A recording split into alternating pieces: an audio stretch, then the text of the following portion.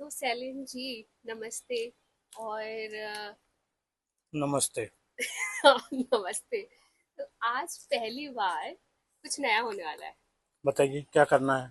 आज आप बकरा बनने वाले हैं। ये हम लोग समोसा खा रहे हैं, बकरे की बात कर रही हैं। ये भूतनाथ के समोसे हैं। देखिए कितने छोटे मशहूर, पहले इसके बारे में बताइए क्या है। तो ये छोटे ऐसे पॉकेट साइज समोसे होते हैं जो कि भूतनाथ में बहुत फेमस है। हाँ। और मेरे कॉलेज टाइम में ऑलमोस्ट मान के चलिए काफी साल हो गए। हम्म। मैं बताऊंगी नहीं कब मैं हम्म। पास आउट हुई थी। अच्छा। तो उससे लोग उम्र का अंदाजा लगा लेंगे। हाँ, एग्जैक्टली तो हम्म। मैं वो नहीं बताने वाली हूँ। हम्म। पर उस टाइम पे भूतनाथ में मुझे याद है कि सिर्फ एक ही बंदा होता था, एक अंकल जी थे। जो ऐसे मंदिर की समोसे तरह एक बनाते थे। छोटे, हाँ, छोटे हम्म। समोसे और हाँ। हरी चटनी के साथ। के साथ, जिसमें कि लहसुन का टेस्ट और हाँ। मिर्च और धनिया, तो दैट्स आप इट। समझिए हम भले ही बकरा बन रहे हो लेकिन खा समोसा रहे हैं। वेजिटेरियन तो हो सकते हैं। हम्म। तो पूछिए। आज बकरा, वैसे मैं बता रही हूँ कि हम इसे खाने वाले नहीं हैं, हम्म। लेकिन बस अ, बनाने वाले। बनाने वाले हैं। हाँ। तो होना ये है आज कि शैलिन जी सबकी वीडियोस बनाते हैं और सबसे पूछते हैं कि आप अपनी शुरुआत बताइए, कैसी जर्नी थी, या आप अपने काम के बारे में बताइए। बट पहली बार मैंने इन्हें आज अपने पास बुलाकर बोला है कि आप मुझे ये बताइए कि आपके पास ऐसे वन मैन आर्मी वाला कॉन्सेप्ट कहाँ से आया। मतलब पहली बार मेरा एक्सपीरियंस ऐसा था कि ये मेरे ब्रांड को शूट करने के लिए आए थे, मेरे बारे में थोड़ा जानने के लिए आए थे। तो ये अकेले आए थे और सिर्फ अपना एक ट्राईपॉड लेके आए थे। और मुझे ऐसा लग रहा था ना, जब इसे बोलते हैं कि हाँ मुझे आपका शूट करना है, प्रोडक्ट के बारे में कुछ बताइए या जर्नी, होता है ऐसा लगता है अंदर दो तीन लोग आएंगे हाँ। और काफी टाइम लगेगा वीडियोस को एडिट होके आने में और ये सब। बट इनके साथ जब मैं पहली बार ही मिली थी, तो इतना इन्होंने मुझे इजी फील कराया था। और लिटरली ये सात आठ लोगों के अकेले बराबर है। कोई आपको पॉडकास्ट करने की जरूरत नहीं है। कोई आपको इन्फ्लुएंसर बुलाने की जरूरत नहीं है, ये अकेले में ही काफी है। तो मुझे ये जानना है इन्होंने कैसे सोचा था हाँ। कि हम कुछ ऐसा करते हैं। तो शुरुआत ऐसे हुई कि मुझे लगा कि कुछ वीडियो इंटरव्यू किए जाए। हम्म। कोविड के समय हम लोगों ने थोड़ा थोड़ा प्रयास किया। तब उस हम्म। समय जूम मीटिंग से करते थे। अच्छा। जो दूर दूर शहरों में बैठे लोग हैं उनका हम्म। जूम से रिकॉर्ड करते थे और फिर हम अपने रिकॉर्ड करके यूट्यूब चैनल पे डालते थे। वहाँ एक नेटवर्क का इशू आता था। हम्म।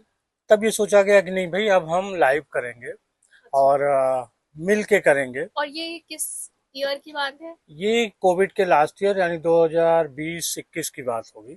अच्छा, ओके। तो ये सोचा गया कि अब हम जो हुँ, इंटरव्यूज करेंगे वो मिल के करेंगे। हुँ, अब दूसरा एक कॉन्सेप्ट था क्या, तो मैं अपना स्टूडियो बनाऊं। हुँ, भाई वो कॉस्टली काम था और लग नहीं रहा था कि हुँ, हमसे अभी हो पाएगा। हुँ, तो कुछ और चीज़ें भी करियर में चलती रहती हैं।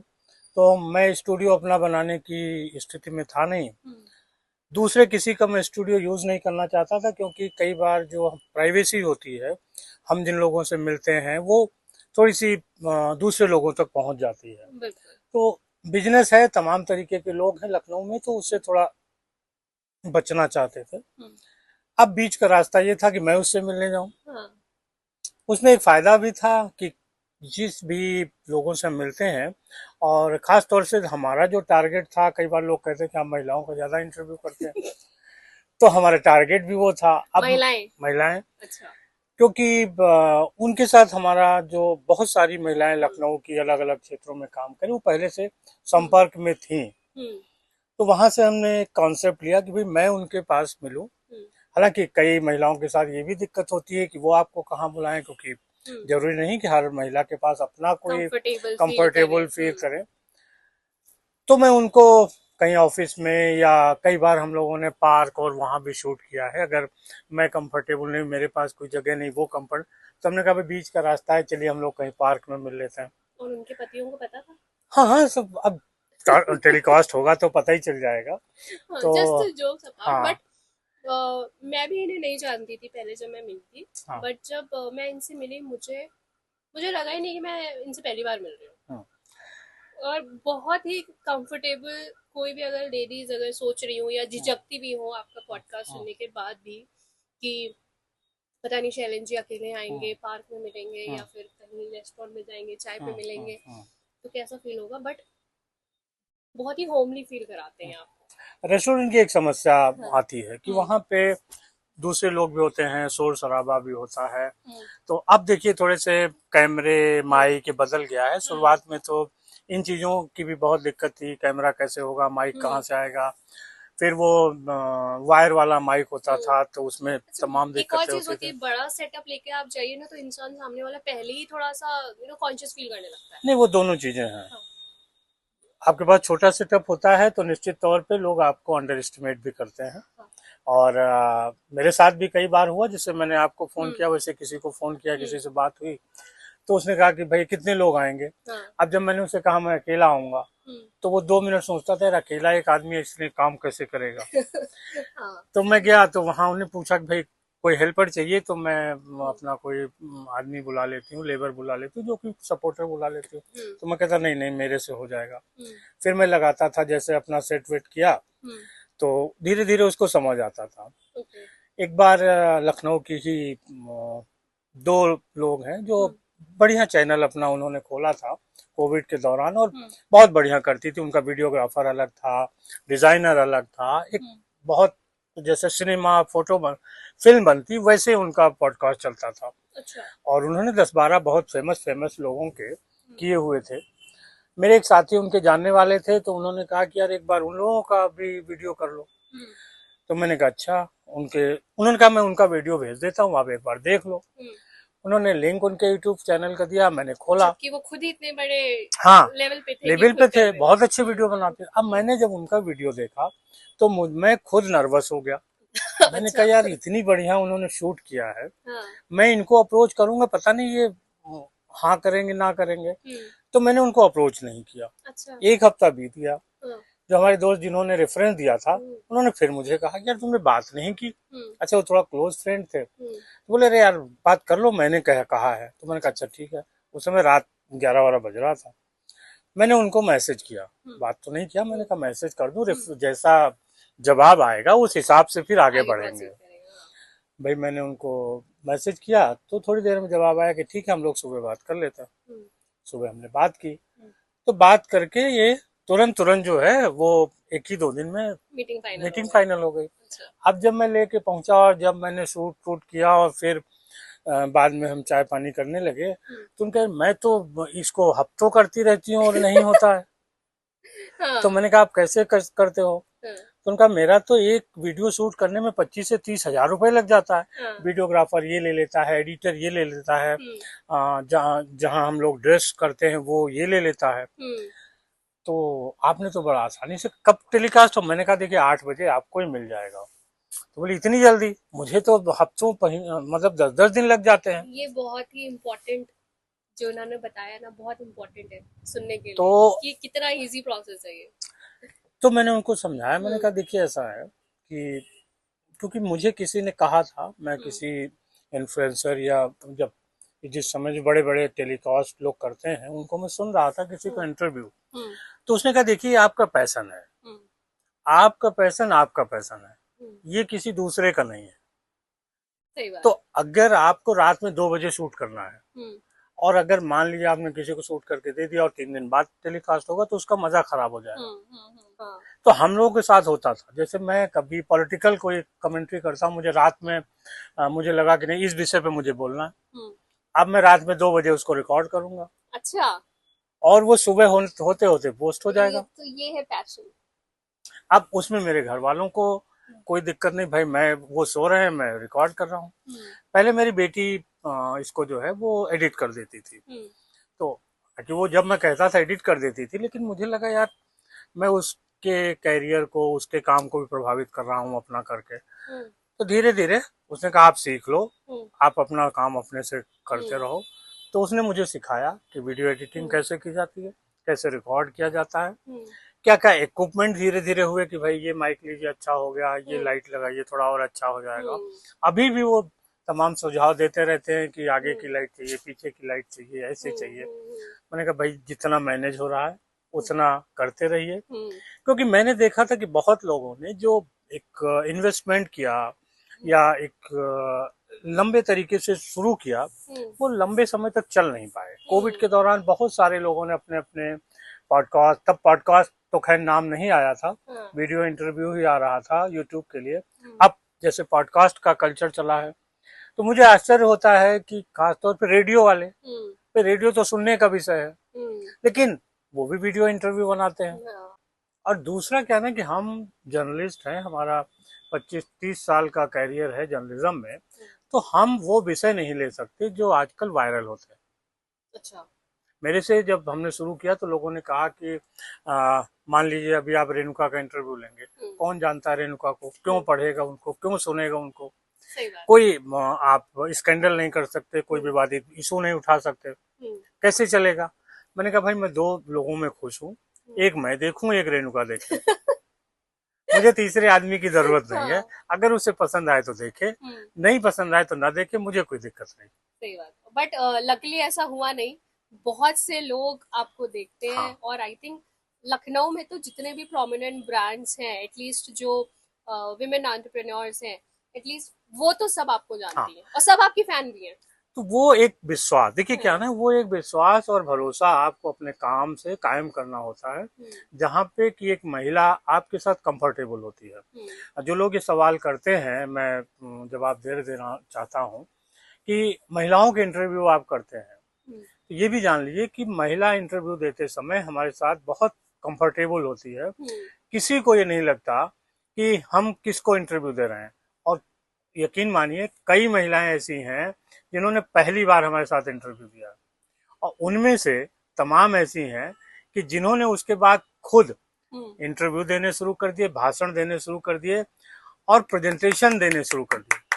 बहुत अच्छी बात। बहुत सी लड़कियां हैं, बहुत सी लेडीज हैं, जैसे होम बेकर्स हैं, या मतलब नहीं है ओपन ऐसे कि कैमरे के सामने आए या बोल पाए इतना। ग्रुप्स बहुत से ज्वाइन कर लेंगे, लेकिन इतने क्लियरली अच्छे से बोल नहीं पाते, तो कॉन्फिडेंस है। बट ये जो आपकी छोटी सी शुरुआत है ना, ये बहुत ही बड़ा इम्पैक्ट छोड़ती है उनके ऊपर। सो ये बहुत ही कमेंडेबल है, एंड रियली हैट्स ऑफ जो आप कर रहे हैं काम। तो जब जो रेणुका की बात है, जब हम इनसे पहली बार मिले थे, मैंने इंटरव्यू के पहले इनसे कोई मुलाकात नहीं की थी। हमारी फेसबुक पे चैट हुई, हमारी सिर्फ फेसबुक पे और व्हाट्सएप पे बातचीत हुई। फिर उसके बाद हम लोग मिले और आपका इंटरव्यू हुआ। अब जहां हम बैठे हैं वो द शादी घर है, जिसको रेणुका ने शुरू किया एक कैरियर के तौर पे, और लखनऊ में पहला स्थान ऐसा है, पहली जगह ऐसी है जहां पे कि आपको A to Z सारी चीजें जो शादी के फंक्शन में जरूरी होती हैं वो मिल जाएंगी आपको। हमारे पीछे कुछ चीजें दिख भी रही होंगी। कितनी चीजें हैं, 1000 में उम्मीद कर रहा था, कितनी चीजें होंगी आपके पास? हाँ, लगभग अगर हम वैरायटी वाइज बात करें तो 1000 तो हम क्रॉस कर जाते हैं आराम से। और छोटा से छोटा आइटम से लेकर के तिलक बिंदी से लेके अपने पास तलवारें तक है। अच्छा। हाँ। तो ये देखिए, और इनका जो पहले काम था वो इवेंट का था, और अभी भी है, अभी भी है। अच्छा, पैन इंडिया हम अभी भी बहुत पैन इंडिया अभी भी इवेंट कंपनी भी चला रही है, और भूतनाथ में इनका द शादी घर जी नाम से स्टूडियो वो है, शॉप है, जहाँ पे कि A to Z उन्होंने बाकायदा एक चेकलिस्ट बनाई हुई है। दिखाई जरा चेकलिस्ट तो। बात आपको मुर्गा बनाने की हो रही थी, ये मुझे बनाने लगे। नहीं देखिए, ये जमाना है पब्लिसिटी का। तो ये देखिए, ये एक चेकलिस्ट है ब्राइड की, और ये है ग्रूम की। तो आपको इनसे संबंधित कोई भी सामान चाहिए तो एक ही छत के नीचे एक ही जगह मिल जाएगी। बिल्कुल। तो ये चेकलिस्ट एक्चुअली हमने यही सोच के बनाई थी। बहुत से लोगों के घर में आजकल ऐसे बुजुर्ग नहीं है, हाँ. या इतने इतने नॉलेजेबल नहीं है कि क्या क्या चीजें होनी चाहिए शादी में। बट मेरे 8 साल के एक्सपीरियंस में कि किस कम्युनिटी में कौन सी चीजें लगती हैं, वो सारी चीजें मैंने निचोड़ डाली हैं इसमें। तो इस चेकलिस्ट से काफी इजी हो जाता है लोगों के लिए शॉपिंग करना। और कोई सवाल है आपका? एक क्वेश्चन था मुझे आपसे ही पूछना था कि सबसे ज्यादा इंटरेस्टिंग और सबसे ज्यादा चैलेंजिंग कौन सा शूट था आपके लिए, और एक और अभी भी कौन सा आपका ड्रीम प्रोजेक्ट है, किसके साथ आप चाहते हैं कि हाँ काश मैं इनका शूट करता? नहीं, मैं एक्चुअली देखिए, मैंने शुरू से वो जो वीआईपी कैटेगरी थी, हाँ। उसको तो मैंने कभी सोचा ही नहीं। पर बहुत से लोग हैं आपकी कैटेगरी हाँ में वो वीआईपी। हाँ वो दरअसल आपके लिए वो वीआईपी होते हैं, हमारे लिए आप जैसे हैं। कई बार ये अच्छा। होता है कि वो वीआईपी हमारा दोस्त होता है, हाँ। तो हमारे लिए उसकी दोस्ती जैसे संबंध है। हाँ। अब किसी दूसरे के लिए वो बड़ा वीआईपी। हो, तो वो मुझसे कहता है कि यार तुम मुझे अंडर एस्टिमेट करते हो, अच्छा। जबकि दूसरा उसको पूरा वीआईपी ट्रीटमेंट दे रहा है। वीआईपी ट्रीटमेंट देता है। हम्म। तो इसलिए मतलब जो जिनको मैं वीआईपी मानता हूँ, जो हम्म। मैं कभी उनको अप्रोच नहीं किया, और अच्छा। ना मेरी थिंकिंग में वो था, हम्म। क्योंकि मुझे था कि जो आम लोग हैं हम्म। उनके साथ काम करना है। वीआईपीज का तो लोग कर ही देंगे। कर ही रहे हैं, उनके लिए बहुत सारे लोग हैं, बहुत सारे चैनल हैं, बहुत हम्म। लोग हैं जो उनके पीछे भाग रहे हैं। तो हम्म। हम उनके पीछे क्यों भागे? सही हम बात। उनके पीछे भागना चाहते हैं जो पहली बार इंटरव्यू हम्म। कर रहे हो, जिन्होंने आज शुरू किया हो, हम्म। पहला कदम रखा हो सीढ़ी हम्म। पर। हमें 100वें कदम वाले की जरूरत नहीं है, हम हम्म। पहले कदम वाले को चाहते हैं। और वो कहते हैं ना, जो पहले ही साथ देता है वो जिंदगी भर साथ देता है। वो बहुत सारे तो हमारे लोग हैं जो 20 साल से हमारे संपर्क में हैं। हम्म। 25-25, 30-30 साल, जब फेसबुक वगैरह नहीं था। हम्म। अब किसी को लगता है कि अच्छा 2 साल पहले आपके संपर्क में होंगे, हम्म। मैं कहता हूँ नहीं भाई, मेरे तो उनके संबंध काफी 20 साल साल से पहले है। से है। ठीक है, तो वापस से क्वेश्चन पे आते हैं। मैंने भाई। पूछा था हाँ। कि सबसे चैलेंजिंग कौन सा आपका प्रोजेक्ट था, और सबसे अच्छा कौन सा प्रोजेक्ट था, और अभी भी किसका करना हाँ, चाहते हैं, कुछ ऐसा लिस्ट है? मैं ऐसी कोई लिस्ट नहीं है। अच्छा, लेकिन एक। चैलेंज मैं कभी मानता नहीं हूँ। अच्छा। जो हमारे साथ इजीली अवेलेबल हो जाता है वही टारगेट है। इंटरेस्टिंग कौन सा था? अच्छा, ये तो। इंटरेस्टिंग बहुत सारे रहे, हम्म। जैसे मैं कई बार चर्चा करता हूँ, एक नौटंकी वाली लड़की थी, उसके हम्म। फादर पूरा बिजनेस चलाते थे, हम्म। और नौटंकी में लड़कियों को अच्छा नहीं माना जाता। हम्म। लेकिन उसने कहा कि मैं फादर की जिम्मेदारी निभाऊंगी और उसकी नौटंकी कला को जिंदा रखूंगी। हम्म। अच्छा। वो बोली कि जब मैं पहली बार फादर के साथ नौटंकी की स्टेज पे गई तो मेरे फादर रो रहे थे, मैं कहाँ इसको ले आया। अच्छा। लेकिन मैंने कहा नहीं, मैं फादर की विरासत को आगे बढ़ाऊंगी। हम्म। तो एक लड़की होके उसने तय किया था कि जिसको लोग अच्छा भी नहीं मानते, हम्म। हालांकि नौटंकी कला है हम्म। जैसे बहुत सारे, लेकिन हम्म। कालांतर में बहुत बदलाव हुए, उसको लोग अच्छा नहीं मानते। हम्म। बट उस लड़की का चैलेंज था, और अभी 2 साल पहले उसके फादर की डेथ हुई, उसके बावजूद वो लड़की उस नौटंकी जो कंपनी है उसको चला रही है, ओह, नाइस। तमाम तरीके के क्रिटिसाइज, आलोचना सहने के बाद भी। नाइस। तो बहुत सारे ऐसे लोग हैं जो चैलेंजेस फेस कर रहे हैं, हम्म। जिनको कुछ नहीं आता था, उन्होंने शुरू किए अपनी यात्रा। हम्म। बेकिंग के क्षेत्र में ऐसे तमाम लोग हैं हम्म। कि महिलाएं थी, सब कुछ था, उन्हें लगता था "है, हम करेंगे क्या"। हम्म। कि वो नहीं भाई, तुम समोसा तो बना सकती हो। हम्म। और उसने बनाना शुरू किया और वो फेमस हो गई, और वो उसने केक बनाना और ये सब काफी शुरू हुए। बहुत हम्म। सारे हम्म। हैं ऐसे जिन्होंने इंस्पायर किया। हम्म। कहते हैं ना कि बिजनेस शुरू करने से पहले आप ये पढ़ो वो पढ़ो।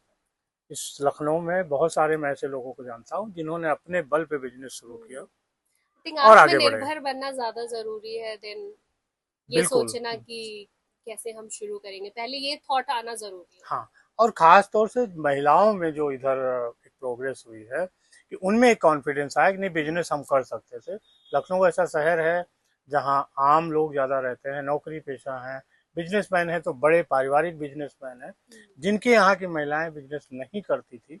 लेकिन जो आम लोग आए हैं उन्होंने बिजनेस को जिस तरीके से संभाला है, वो लखनऊ में, क्योंकि यहाँ पे शांति है, मॉडर्न सिटी भी है, ट्रेडिशनल सिटी भी है। बिल्कुल। लखनऊ एक ऐसा शहर है जिसमें हर रंग आपको मिल जाएगा, जहाँ पे आलू बड़े की चाट है। मॉल भी है, हाँ, समोसा भी है, मेट्रो भी है, सही बात। आपका पिज्ज़ा बर्गर और वो भी है। बिल्कुल बिल्कुल। तो ये बात तो काफी अच्छी रही कि आपने इतने सारे लोगों को हेल्प करा है एकदम ग्रास रूट से, और इनफैक्ट आपने खुद ही हमारे इधर शादी घर का इनॉग्रेशन भी किया था, हाँ, और बहुत अच्छा चल रहा है, बहुत अच्छा रिस्पॉन्स भी मिला है मुझे लोगों से। तो thank you so much Shailendra बहुत जी। बहुत थैंक यू और शुभकामनाएं आपको कि आपका शादी घर ऐसे ही आगे बढ़ता रहे, और हम लोग समय समय पे आते रहे यहाँ, ऐसे बिल्कुल समोसे वमोसे खाते रहे। बिल्कुल बिल्कुल थैंक यू। बिल्कुल, थैंक यू।